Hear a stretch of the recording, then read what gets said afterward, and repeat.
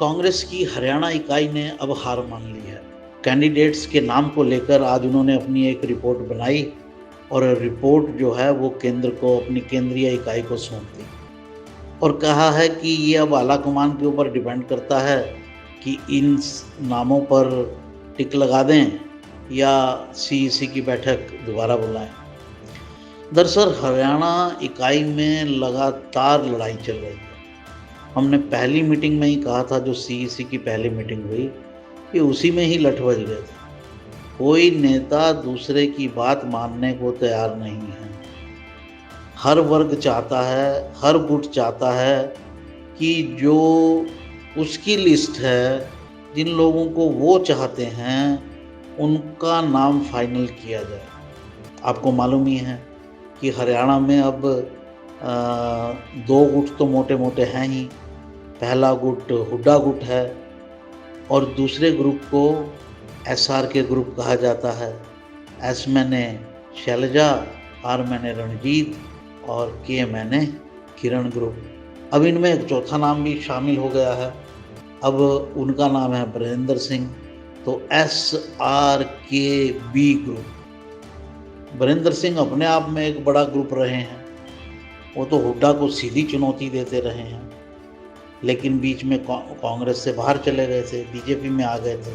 अब फिर उनकी वापसी हो गई है अभी कांग्रेस के अंदर, तो उनका गुट ना हो ये कैसे हो सकता है।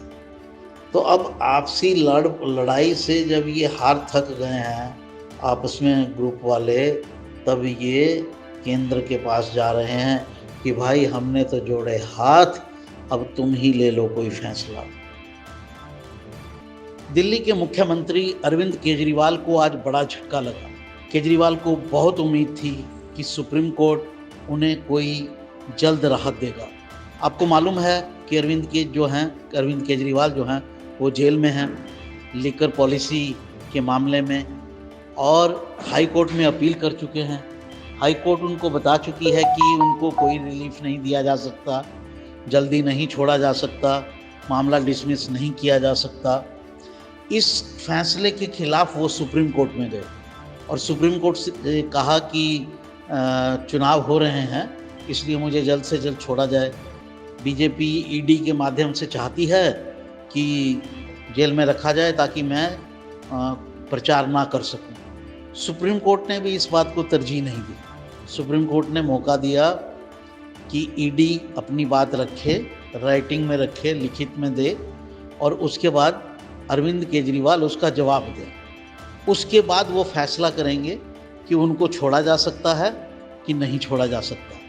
इस मामले में हाई कोर्ट ने तो कह दिया था कि जो उनके खिलाफ सबूत रखे गए हैं वो बिल्कुल छोड़ने लायक नहीं है। अरविंद केजरीवाल बाहर चाहे जितना माहौल बना लें, अब वो तो इलेक्शन में पता चलेगा कि कितना माहौल वो बना पाए, लेकिन कोर्ट की नज़रों में लीकर पॉलिसी मामले में, शराब मामले में उनके खिलाफ सबूत हैं कि उन्होंने इस मामले में हेर फेर करने में मदद की, और जिसकी वजह से उन्हें शामिल माना जाएगा। और अगर ये प्रूव हो जाएगा, सबूत ये इस बात को पुष्ट कर देंगे कि उन्होंने गड़बड़ की है, तो उन पर मुकदमा भी चलेगा और दोषी साबित होने पर सज़ा भी मिलेगी। इस चुनाव की जो बड़ी लड़ाइयाँ होगी, उनमें से एक लड़ाई दिल्ली में होगी और सीट होगी नॉर्थ ईस्ट। कैंडिडेट होंगे कन्हैया कुमार कांग्रेस की तरफ से और मनोज तिवारी बीजेपी की तरफ से। दोनों बिहार के हैं, लेकिन इस सीट पर पूर्वांचल के लोग भी बड़ी संख्या में रहते हैं। पूर्वांचल का मतलब जो पूर्व के अंचल हैं, जैसे बिहार, जैसे उत्तर प्रदेश, ख़ास तौर से ईस्टर्न उत्तर प्रदेश। ये लड़ाई यहाँ जम के होने वाली है। पिछली बार कन्हैया कुमार बिहार से लड़े थे, बेगूसराय से हार गए थे। राहुल गांधी के करीबी हैं, राहुल गांधी हर हाल में उन्हें टिकट देना चाहते हैं। बिहार से जब उनके लिए दावा ठोका गया तो लालू ने अड़ा दिया अड़ंगा, क्योंकि लालू नहीं चाहते कि तेजस्वी यादव के सामने उसकी उम्र का कोई नेता जो है वो अपना जलवा दिखा पाए। इसलिए लालू के अड़ंगे के बाद उसको दिल्ली में एडजस्ट किया गया और वो दिल्ली के नेता होकर आगे बढ़ेंगे।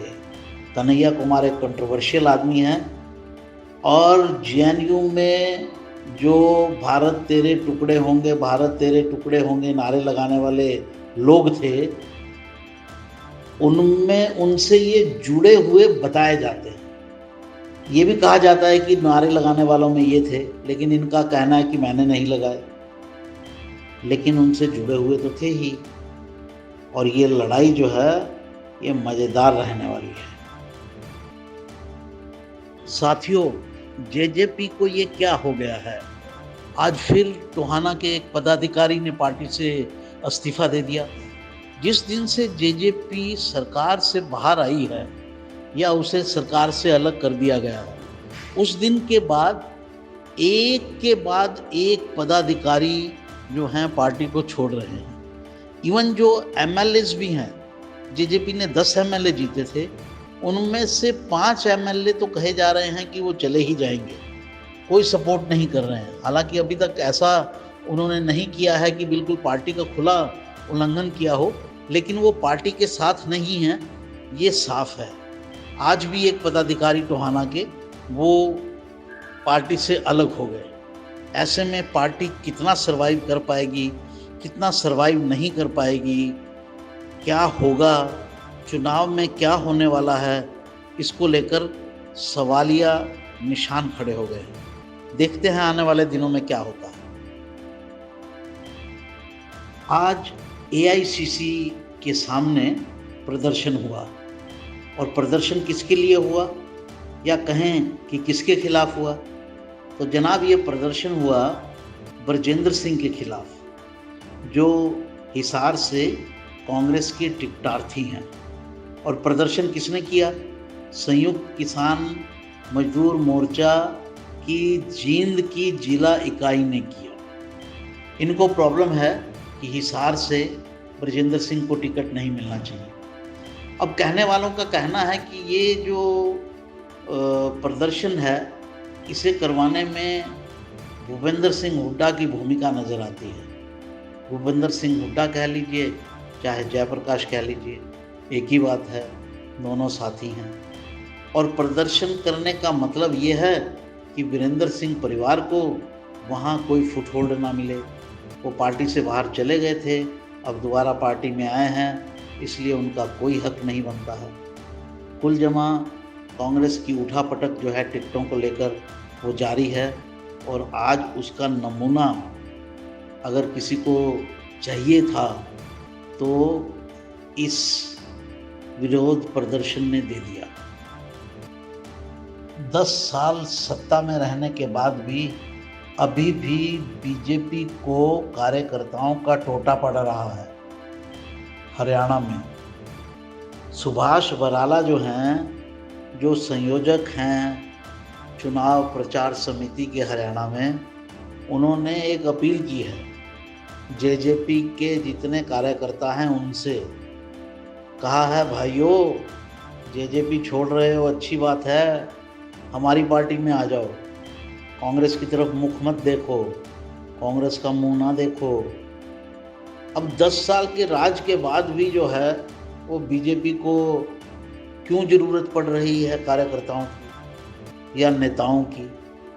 दरअसल जिस इलाके से जेजेपी के कार्यकर्ता और नेता, जहां उसका इन्फ्लुएंस है, वेस्टर्न हरियाणा के अंदर, हिसार में, सिरसा में, डबवाली डिस्ट्रिक्ट में, वहाँ बीजेपी कमज़ोर है और बीजेपी को वहाँ के नेता ग्राउंड लेवल के चाहिए। इसलिए सुभाष बराला ये अपील कर रहे हैं। हरियाणा की हर राजनीतिक खबर के विश्लेषण के लिए हमारे चैनल जनमत हरियाणा को लाइक, शेयर और सब्सक्राइब करना ना भूलें। साथ ही बेल आइकन को भी प्रेस कर लें ताकि हर वीडियो की अपडेट आप तक पहुंचती रहे।